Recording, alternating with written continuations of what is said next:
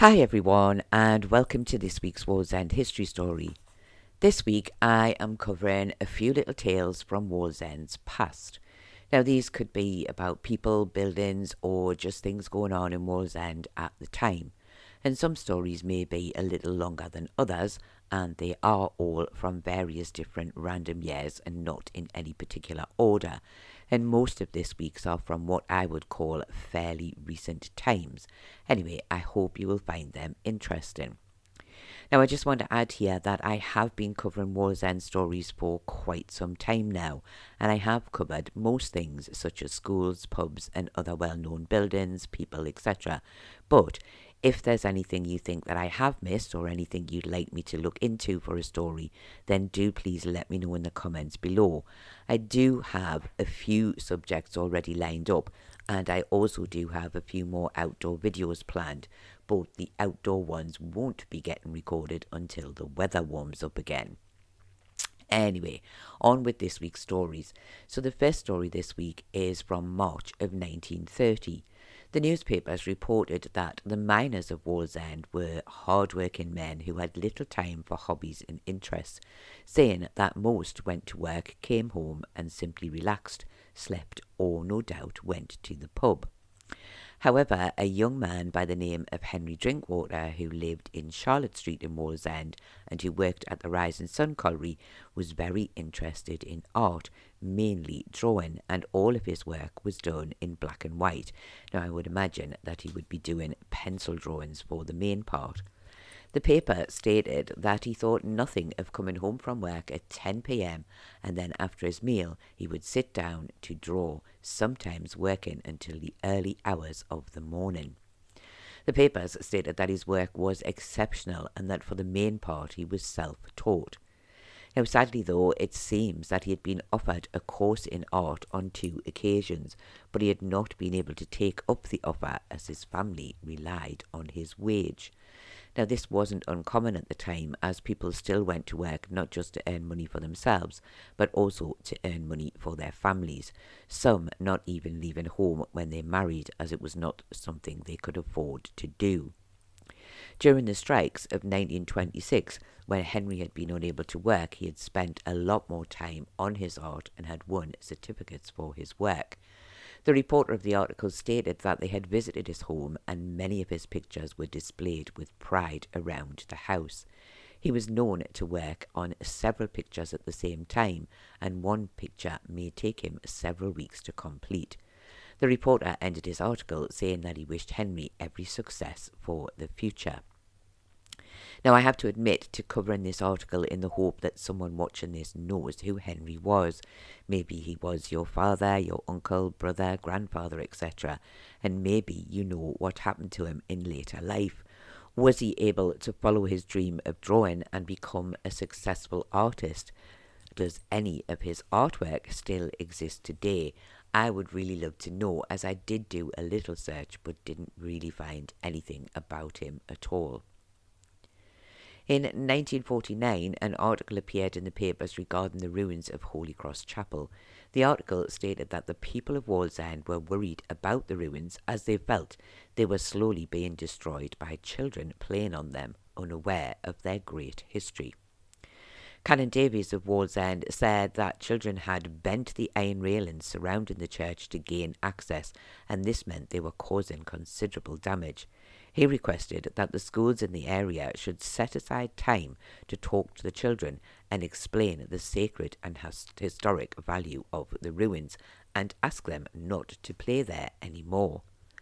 Now, oddly, what Councillor Palmer said sounds very similar to what some people still say today, when he stated that some of the children of the area were out of control and it was up to the parents to teach them how to behave. One councillor even went as far as to say, "This is an age of complete lawlessness for children who live 2 lives, one being their school life where they behave well, and the other being their outside lives where they do not behave so well at all." The church leaders then discussed better protection for the church ruins, more sturdy fences that could not be bent, and no doubt a gate that was securely locked. A letter to all schools in the area would be sent out asking for their cooperation in the matter. Now, this story made me think of my childhood much later than the 1949 story, of course, but I thought of how easy it was to access the ruins when I was a kid, how most of us as children played there with no idea of the history of the church, which is something I have said many times in the past. And it has only been in the last 3 or 4 years that the ruins have been entirely closed off to people with a lock on the gate and the fence repaired because of damage to the ruins. It seems that no matter what we might think, things today are not that much different to how they were in the past. And I do wonder if back in 1949 the church got what they wished for in better protection for the ruins and talk for the kids at school. In 1951, over 3,000 children gathered together to perform as one big choir in the Bern closes. The choir was the largest ever organised in the area and was made up of children from ages 9 to 15 from 18 different schools. It was arranged as part of the Wallsend Jubilee celebrations of 1951. And it was mainly organised by Mr. Carruthers of the Buddle School, and the band of Swan Hunters provided the music. And it was said that the whole idea had been very well supported by the people of Wallsend. On the day of the performance, which took place in June, the weather threatened to be bad, with heavy rain forecast for the area. However, this did not put off the crowds who came to hear the children sing, and it was estimated that over 8,000 people filled the burn and the banks surrounding it. The mayor of Wallsend, Mr. McFadden, said he hoped this would be made into an annual event. He felt it was not fair that the people of the town would have to wait another 50 years for this to happen again. Now, I don't know how often it happened. I know something similar did happen in the Burn at least once after this, but I don't think it ever became an annual event. So if anyone listening knows anything more about mass choirs in the Burn, then do please let me know in the comments below. In 1883, it was announced that a new church would be built in Wallsend for the Methodist New Connection. Those in charge of the work had been looking for a suitable location, and they had now chosen the land near to what was described as New Wallsend. This was actually the area known locally as Palmer's Buildings, which joined on to Hadrian Road. Although they did not appear to have a foundation stone, it was said that a ceremony had been held to lay 4 cornerstones, and then 30 bricks had been laid by many of the children connected to the church. The church itself would cost £400 to build, and in today's money that is around £62,000, and it would be large enough for around 200 people. After the ceremony, a public tea was held in the Co-op Hall, where several speeches were heard by the attending ministers, and in the evening a public meeting was held where more speeches were heard by the likes of the Reverend Armstrong of North Shields and the Reverend Yule of Byker. It was said that the event was a great success and raised £100, and raised £100 towards the cost of the building work. At the point where the cornerstones were put in place, there was £200 raised towards the building cost. Now, I have no idea how long it took to raise the remaining funds, but the church was indeed completed, and I feel sure that many people watching this video will remember it. And it remained in place until the area itself was cleared in the late 60s, early 70s or thereabouts. If you have any memories of the church, do please add them in the comments below.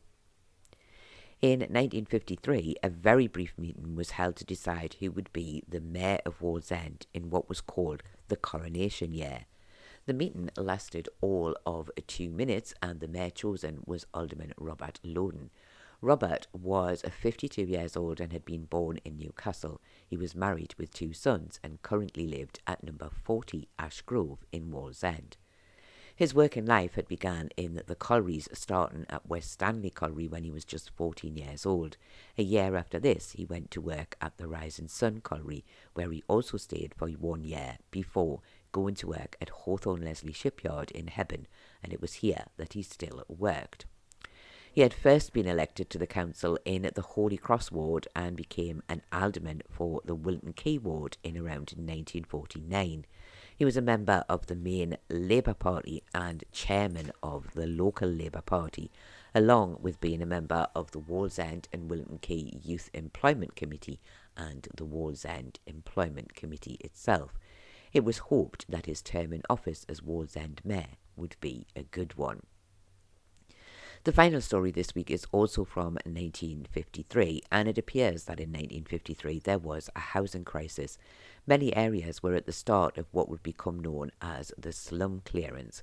And I know many people find this term a bit awful, and I do understand that, and it was perhaps the wrong choice of wording used at the time. But it didn't mean that the area was run down and awful, although in some cases this truly was the case. It usually simply meant that the houses had been built without indoor bathrooms and toilets, and these could not be added to the existing buildings, so they were cleared, demolished and rebuilt. Wallsend was no different, and in 1953 one young couple were hoping to finally get their own home and had looked at an empty property in Clyde Street in the hope that they could move in. Now, I am sorry that I don't have a photo of Clyde Street, so have just had to use a basic Wallsend picture here. Anyway, the house had been condemned, and this led the couple to speaking to Mr. Webb. Mr. Webb said many people in Wallsend would rather live in these houses than to continue living with relatives. He said he was representing the owners of numbers 1 to 47 Clyde Street. 3 of these properties the council wanted to condemn. He said that just closing down 1 or 2 properties was not good for the area. It attracted vandals and made the other properties less desirable, and he asked that they considered leaving well alone until they were in the position to demolish the entire area. However, it seems this was not to be. He was told that orders had already been made for these properties, and while it might be true that people looking for homes were willing to accept almost anything, it would not be long before they were unhappy with the condition of their homes and began to complain. So for this reason, it was better to continue with their current plan. And this is exactly what they did, which was no doubt not the answer the couple hoping to move into one of the condemned properties were hoping for. So I do hope that you have enjoyed this little variety of stories from Wallsend's past.